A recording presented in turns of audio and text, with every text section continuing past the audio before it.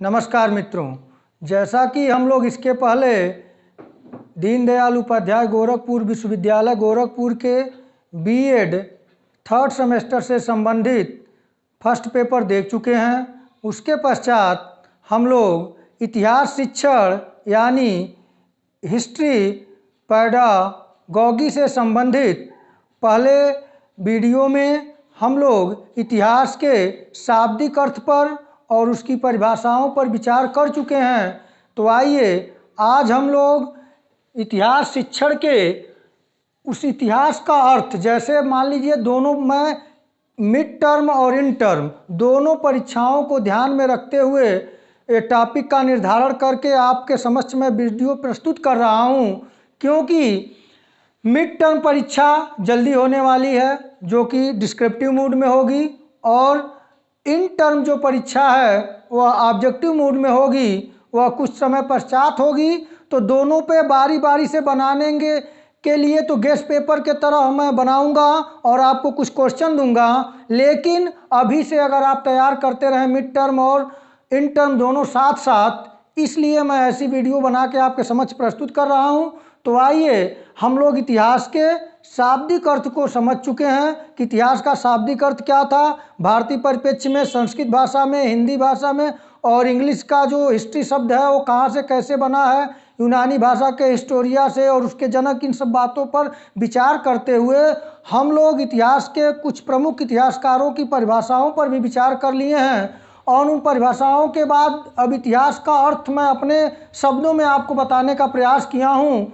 भिन्न भिन्न किताबों में, अन्य कंटेंटों में इतना ब्रॉड और इतना क्लिष्ट शब्दों का प्रयोग किया गया है जिससे आपको समझने में थोड़ी समस्या आ रही थी।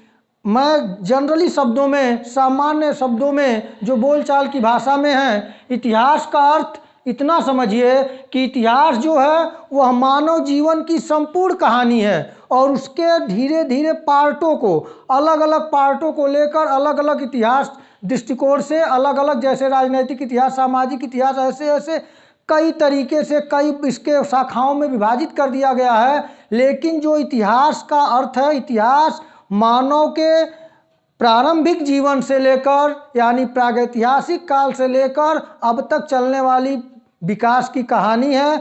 तो इतिहास का पढ़ाने का क्या औचित्य है, तो मैं अपने अर्थों में, अपने शब्दों में आपको बताने का प्रयास किया हूँ कि इतिहास का अर्थ मानव जीवन के अतीत से सबक लेकर, इतिहासकार हमेशा जो होता है वह वर्तमान में होता है, लेकिन वह अतीत से हमेशा संवाद करता है, हमेशा उससे निरंतर अपने पुराने समय में मानव द्वारा किए गए कार्यों और उसका उसे मिले परिणामों, क्या परिस्थितियां थीं वह उस समय की थी और इतिहासकार इस समय होता है। तो इतिहास को उस परिप्रेक्ष्य में, इतिहासकार को उस परिप्रेक्ष्य में जाकर और कैसे अपने निर्णय को, पुराने निर्णय को आधुनिक आधार पर, इस समय वर्तमान के आधार पर सही गलत का फैसला करना होता है। बहुत ही टिपिकल कार्य है, शायद जो फिल्मों में दिखाया जाता है उस तरह की है कि 90-20 या आदमी 20 साल पीछे चला गया। तो ऐसे कंडीशन में इतिहासकार को कितना ही संघर्षों का सामना करना पड़ता है, कितना वैज्ञानिकता वह प्रदर्शित करे, आप सोच के आश्चर्यचकित होंगे। और यह भी जान लीजिए कि जो एक इतिहासकार के जो मटेरियल हैं, यानी कि जो मानव है, यह हमेशा परिवर्तनशील है, जबकि एक वैज्ञानिक का, विज्ञान का जो विषय वस्तु है, जो उसका मटेरियल है, वह निर्जीव है और उसे वह जैसा चाहे वैसा बना सकता है। लेकिन यहाँ मानव है तो मानव का स्वभाव परिवर्तनशील है, और इस परिवर्तनशीलता को कितना इतिहासकार बेहतर करेगा, इस परिप्रेक्ष्य में मैं इतिहास मानव जीवन के अतीत से सबक लेकर मैं इसलिए लिखा क्योंकि मानव जीवन में मानव ने इसके पूर्व अतीत में जिन कार्यकलापों को किया और उसके सामने परिणाम क्या आया, उसको देखते हुए इतिहास अगर यह बता रहा है तो हमें कहीं न कहीं इतिहास सबक लेने की बात करता है कि आप अतीत की घटनाओं से सबक लेकर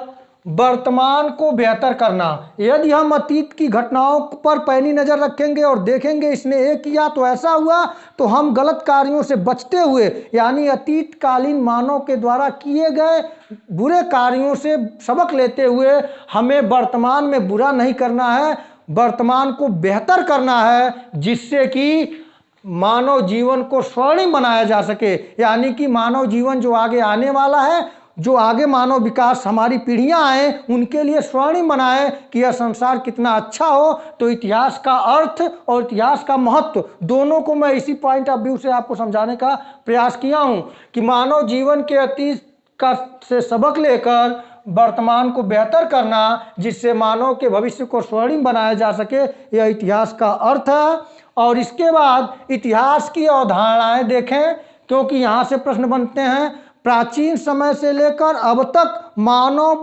मस्तिष्क या प्रकृति ही परिवर्तन ही प्रकृति का शाश्वत नियम है। तो मानव भी इस प्रकृति की गोद में है, तो परिवर्तन निश्चित ही है। तो प्राचीन समय में जो अवधारणाएं थीं इतिहास की क्या क्या थीं, देखते हैं। पहला, भारतीय अवधारणा को ही देखें। हम लोग भारतवर्ष के निवासी हैं, तो भारतीय अवधारणा जो थी वह प्राचीन समय में इतिहास युग चक्र है, अवतारवाद और युग चक्र, यह अवधारणा भारत में थी। आप जानते हैं कि इतिहास युग चक्र है, आपको पढ़ाया भी जाता है। आप प्राचीन सभ्यता संस्कृति, भारतीय सभ्यता संस्कृति के बारे में आप जानते भी हैं कि भारत में 4 युगों की बात की गई है। सतयुग, उसके बाद से है त्रेता, द्वापर, कलयुग, ये 4 युग। तो भारत में जो इतिहास की एक प्राचीन समय में अवधारणा थी, वह इतिहास को युग चक्र माना गया। और अवतारवाद, प्रत्येक युग में कोई न कोई एक विशिष्ट, जिसे ईश्वर का रूप कहा गया, आएंगे, उनका अवतार होगा। जब पृथ्वी पर पाप बढ़ेगा, तो प्राचीन समय में भारत में जो इतिहास की अवधारणा थी वह युग चक्र अवतारवाद पर थी। यहाँ प्राचीन भारतीय इतिहास, इसीलिए आधुनिक कसौटी पे जब इतिहास की बात होती है तो प्राचीन भारतीय इतिहास की जो अवधारणा थी वह इस अवधारणा पर खड़ी नहीं बैठती। इसलिए पश्चिमी विद्वानों द्वारा, यूरोपियनों द्वारा कहा जाता है कि भारतीयों को इतिहास की समझ नहीं थी। समझ थी, लेकिन उनका दृष्टिकोण कुछ और था और यूरोपियनों का दृष्टिकोण कुछ और था। यह अंतर बीच में आता है, जिसको लेकर अभी भी इतिहास में मतभेद चलते हैं। उसके बाद प्राचीन यूनानी रोमन इतिहास की बात करें तो वहाँ की जो इतिहास की अवधारणा थी वह थी हैसियत का युग चक्र सिद्धांत। वहाँ पर प्राचीन यूनानी रोमन इतिहास की अवधारणा में जो था तो वह हैसियत युग चक्र सिद्धांत था, और उसे 3 कालों में बांटा गया था। स्वर्ण युग, रजत युग, 4 में बांटा गया था। स्वर्ण युग, रजत युग, कांस्य युग और लौह युग। यानी कि जिन धातुओं का प्रयोग मानव ने अधिनायक रूप में जैसे जैसे किया, उसको लेकर वहाँ पर हैसियत का युग चक्र सिद्धांत लागू था। स्वर्ण युग था, रजत युग था, कांस्य युग था, लौह युग था। अब इनसे प्रश्न क्या बनेगा? ऐसे बन सकता है कि भारत की प्राचीन इतिहास की अवधारणा किस पर आधारित थी, तो आप लिख सकते हैं इतिहास युग चक्र है, अवतारवाद पर, युग चक्र पर। फिर यह पूछा जा सकता है कि हैसियत का युग चक्र सिद्धांत इतिहास के किस राष्ट्र की या किस देश की मान्यता थी, तो वह थी प्राचीन यूनानी रोमन इतिहास की अवधारणा थी। और हैसियत का युग चक्र सिद्धांत कितने वर्गों में है, तो 4, स्वर्ण, रजत, कांस्य और लौह युग। उसके पश्चात है इतिहास की धार्मिक अवधारणा, जिसे हम मध्ययुगीन अवधारणा के नाम से कह सकते हैं, क्योंकि इतिहास की धार्मिक अवधारणा मध्य युग आते आते पूरा, अगर कहा जाए तो यह मध्य युग ही डार्कनेस है, अंधकारमय है, और मानव समाज टोटल का टोटल धार्मिकता के शिकंजे में कस गया। और जो धार्मिक व्यक्ति थे वह इतने अपने आप को ईश्वर प्रदत्त करने लगे, वह स्वयं को ईश्वर का प्रतिनिधि करने लगे। आप प्राचीन मध्यकालीन रोमन साम्राज्य की बात कर सकते हैं, जहाँ पर इतने विलासतापूर्ण जीवन जिया जाता था। वहाँ पर दैवी शक्ति का युग, यहाँ तक कि सेंट ऑगस्टास ने तो संपूर्ण विश्व को ईश्वर का नगर कह के संबोधित किया है, और उस ईश्वर के प्रतिनिधि बनकर जो धर्म के एजेंट के रूप में काम करने लगे और अपने ही धार्मिक लोगों का शोषण करने लगे। इतिहास का पूरा व्याख्या ही धार्मिक कट्टरता और धार्मिकता के अंधकार में डूब गया था। वह मध्य युग था, वहाँ पर दैवी शक्ति की बात चलती थी और उस समय मानव का शोषण अपने चरम पे था। ऐसी व्यवस्था धार्मिक अवधारणा थी, मध्ययुगीन अवधारणा थी इतिहास की। उसके बाद फिर पुनर्जागरण काल में इतिहास की अवधारणा, उसके पश्चात 1453 में जो पुनर्जागरण यानी कि कुस्तुनतुनिया पर अरबों का आक्रमण होता है, उस आक्रमण के पश्चात जब फ्लोरेंस इटली के शहर में विद्वानों का जाना हुआ, भगकर कुस्तुनतुनिया से वहाँ गए, तो वहाँ जाने के बाद रेनेसा पढ़ते पुनर्जागरण होता है, तो वहाँ पर जो इतिहास की नई व्याख्या प्रारंभ हुई वह मानवता पर बल दिया गया, जिसमें मार्टिन लूथर, डिग्बी और दांते ऐसे आधुनिक मानवतावादी विचारकों का अभ्युदय हुआ और इतिहास की अवधारणा ने करवट बदली और वहाँ पर मानवता पर, मानववाद पर बल दिया गया। उसके पश्चात बुद्धिवादी इतिहास की अवधारणा, यानी कि जब 15वीं शताब्दी में पुनर्जागरण होता है मध्याह्न में, तो 16वीं शताब्दी के आसपास के जो समय है वहाँ पर बुद्धिवादी इतिहास की अवधारणा ने करवट बदली और बुद्धिवादी इतिहास की अवधारणा में बौद्धिकता एवं नैतिकता पर बल दिया गया और यहाँ पर हाफ्स, लॉक, रूसो, वाल्टेयर इत्यादि नवीन विचारकों ने अपना लेखन से, अपने विचार शैली से लोगों को प्रभावित किया, समाजों को, राष्ट्रों को प्रभावित किया। यहाँ तो आप देखते हैं कि इस कंडीशन में आपको क्रांतियाँ देखने को मिलेगी। रूस, वहाँ पे क्रांति हुई, फ्रांस की राज्य क्रांति हुई जिसमें वहाँ के शासक लोही 16वां और उसकी रानी मेरी अंतवानेत को गिलोटीन पर चढ़ा दिया गया और समानता, स्वतंत्रता और भ्रातृत्व की बात आई। उसके पश्चात 19वीं सदी में इतिहास की अवधारणा जो आगे बढ़ी वह धर्मनिरपेक्षता और वस्तुनिष्ठता पर बल दिया गया।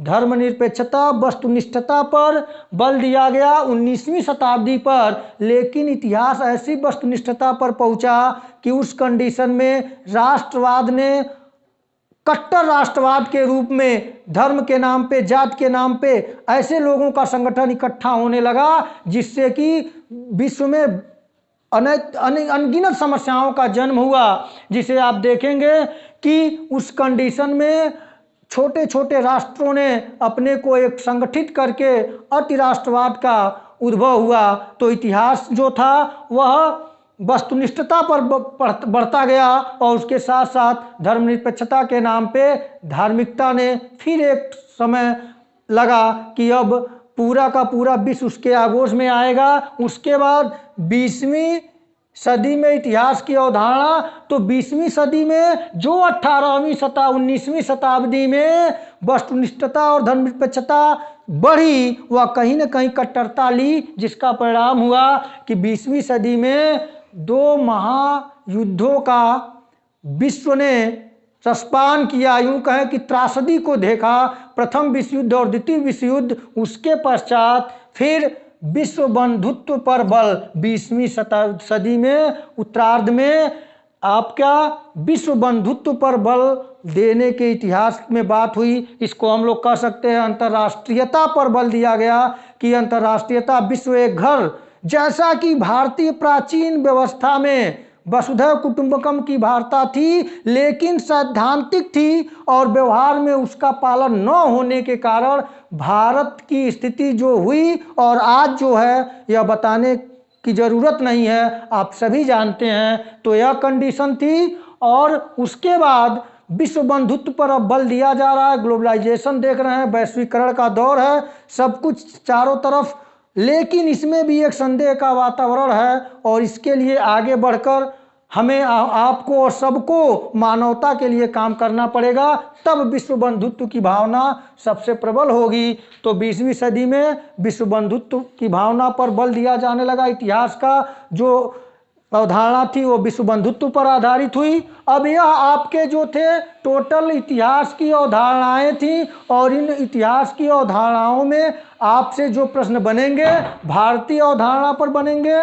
तो युग अवतारवाद, युग चक्र, यह भारतीय परंपरा अवधारणा में थी। और यूनानी रोमन इतिहास की अवधारणा में हैसियत का युग चक्र था, जिसमें 4 भाग था: स्वर्ण युग, रजत युग, उसके पश्चात कांस्य युग, लौह युग। और इतिहास की धार्मिक अवधारणा मध्ययुगीन थी। धार्मिक कट्टरता और दैवी शक्ति के युग पे था, दैवी सिद्धांत था। सेंट अगस्टाइन का क्या कथन था? उसका स्टेटमेंट था कि संपूर्ण विश्व ईश्वर का नगर है। उसके पश्चात पुनर्जागरण काल में मानवता पर, मानववाद पर बल दिया गया, जिसमें मार्टिन लूथर, डिग्वी दांते महोदय पैठारकाद का महत्वपूर्ण योगदान था।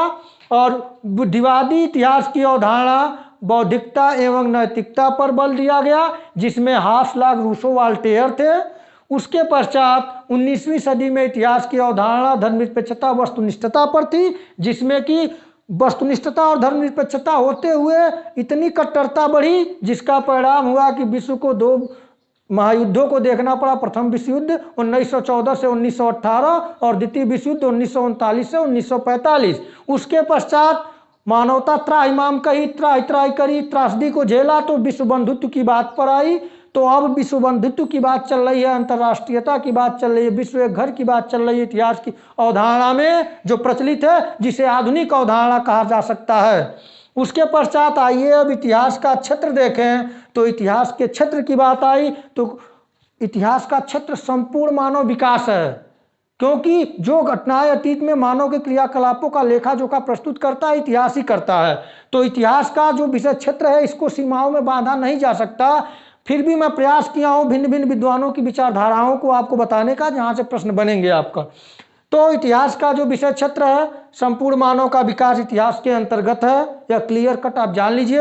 अब यहाँ पे कुछ विद्वानों को हम देखें।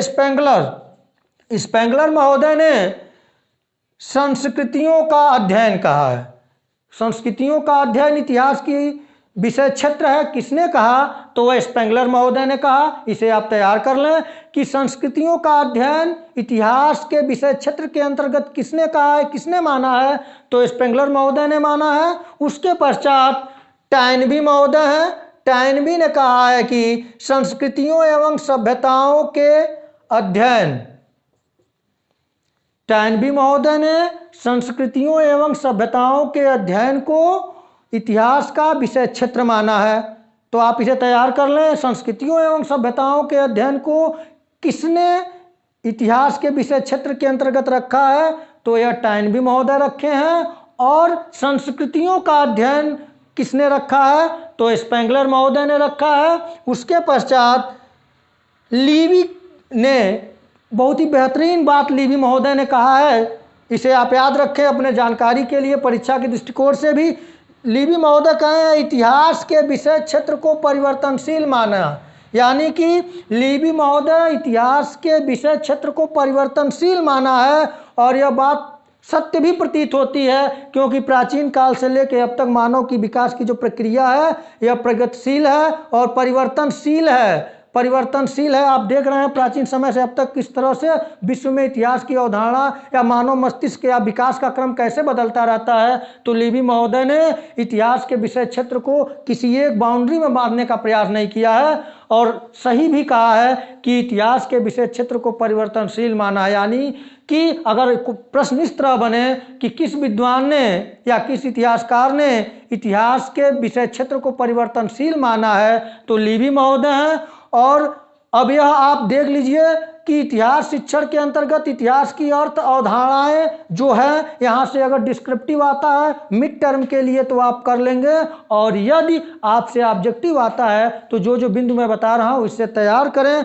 इसके पश्चात आइए, जो इतिहास का विषय क्षेत्र है उसे मैं एक जनरली सामान्य अर्थों में बताने का प्रयास किया हूँ कि मानव जीवन की संपूर्ण कहानी है इतिहास की विषय क्षेत्र। इसमें अब इसकी शाखाएं बढ़ती गई, जो राजनीतिक इतिहास, राजनीतिक इतिहास, सांस्कृतिक इतिहास, सामाजिक इतिहास, आर्थिक इतिहास, धार्मिक इतिहास, साहित्यिक इतिहास, संवैधानिक इतिहास, वैज्ञानिक इतिहास, कलात्मक इतिहास। यह इतिहास के एक एक पार्ट भाग बनते गए। जैसे पॉलिटिकल हिस्ट्री पढ़ाई जाती है, आपको कल्चरल हिस्ट्री पढ़ाई जाती है, सामाजिक हिस्ट्री सोशल हिस्ट्री पढ़ाई जाती है, इकोनॉमिक हिस्ट्री पढ़ाई जाती है, और धार्मिक इतिहास पढ़ाया जाता है, साहित्यिक इतिहास पढ़ाया जाता है, संवैधानिक विकास का इतिहास पढ़ाया जाता है, वैज्ञानिक इतिहास जितने विज्ञान ने आविष्कार किया प्राचीन से अब तक, और कलात्मक इतिहास कला के क्षेत्र में, यानी कि संपूर्ण मानव जीवन संपूर्ण मानव जीवन का विकास ही इतिहास का विषय क्षेत्र है। लेकिन उसे सुविधा अनुसार मानव ने, विद्वानों ने आपकी सुविधा, हमारे सुविधा के अनुसार कि आसानी से हम उसे क्रमबद्ध तरीके से तैयार कर सकें, उसे अलग अलग भागों में बांटा है। तो यह आज के वीडियो में मैं सिर्फ और सिर्फ यह बताने का प्रयास किया कि आप यह मत समझें कि इतिहास का विषय क्षेत्र जितनी किताबों को आप पढ़ेंगे उतने तरीके से बताया जाता है, लेकिन आपके मस्तिष्क में यह होना चाहिए कि इतिहास अतीत काल की संपूर्ण घटनाओं का लेखा जोखा है। तो अब संपूर्ण अतीत काल की घटनाओं का जो लेखा जोखा है, उसे सब कुछ तैयार करना अब एक मानव के कैपेसिटी के अंतर्गत संभव ही नहीं है। बस आप उसके कारण देखते जाएं कि कहाँ कहाँ ऐतिहासिक दृष्टिकोण से महत्वपूर्ण है, आप उसे तैयार करें। तो मेरा ये छोटा सा प्रयास रहा है कि आप इसे इतिहास की, और जो अर्थ की बात रही है मैं इसके पहले आपको बता चुका हूँ, आप लोग उसे तैयार कर लें। उसके पश्चात अर्थ में अपने शब्दों में आपको बताने का प्रयास किया, उसके पश्चात अवधारणाओं को बता दिया, अवधारणा के बाद विषय क्षेत्र के विषय में जो महत्वपूर्ण विद्वान थे उनको मैं बता दिया, आप उन्हें देख लें। और आपके समझ के लिए मानव जीवन की संपूर्ण कहानी को कैसे कैसे इतिहास के भागों में बांटा गया है इसे देख लें। तो मित्रों इतना ही, आप लोग चैनल को लाइक, शेयर और सब्सक्राइब करें। इसके पश्चात पुनः इतिहास पैडालॉजी से जो टॉपिक और बचे हैं उनसे महत्वपूर्ण प्रश्नों को लेकर आपके समक्ष प्रस्तुत होऊंगा। तब तक के लिए नमस्कार।